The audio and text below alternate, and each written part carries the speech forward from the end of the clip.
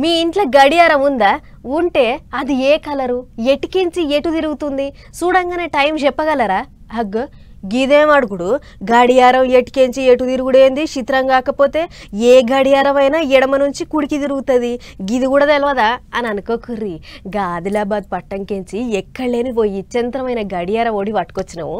మరి చూడంగానే టైం ఎంతనో చెప్పుర్రి మీరే. ఎంత 1:23 అవుతుంది అంతే కదా అని సింపుల్ గా తీసి పడేకురి. పరీక్ష వాటి చూస్తే టైం 11:35 అవుతుంది.